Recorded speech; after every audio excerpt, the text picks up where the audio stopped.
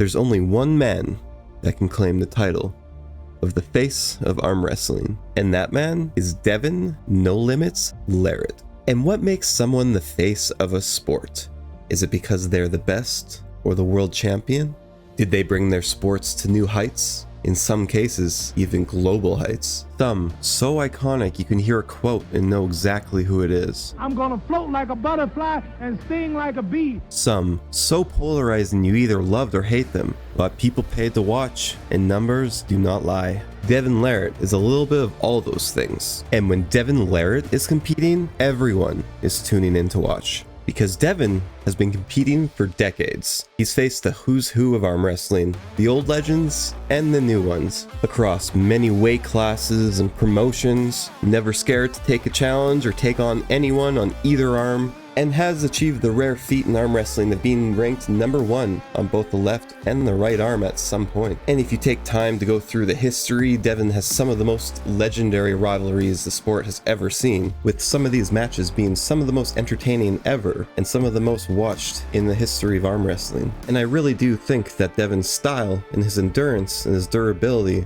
is what makes him so entertaining to watch. It's always the styles make matchups, and Devon always brings an interesting style to every match. In every match you watch of Devon Larratt, you know that he's gonna bring everything he's got every single time. And that's a guarantee when you're watching Devon. It's what made me a fan of his in the first place, and well, things like this. Wow. Past the speed, but right now, yeah, equivalent size boy.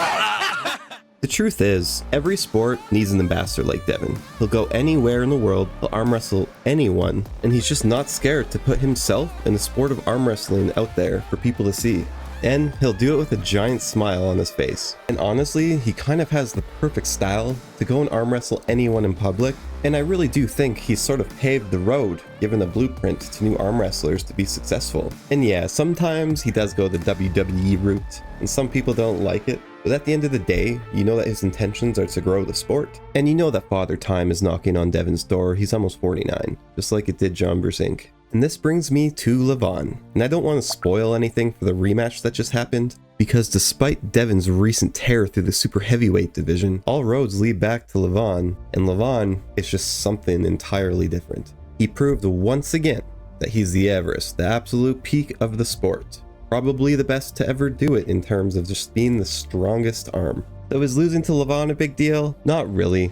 I mean, Levon is still undefeated in super matches. He's just been the king for so long. But either way, whatever Devon decides to do, if he drops down, starts going for other belts, he stays at super heavyweight, maybe he fights Gennady, Vitali, we'll be watching. And so will you, even if you're a hater. Because whether you like it or not, this is the guy that moves the needle. So if you do happen to watch this Devon, from an arm wrestling fanatic's point of view, thank you.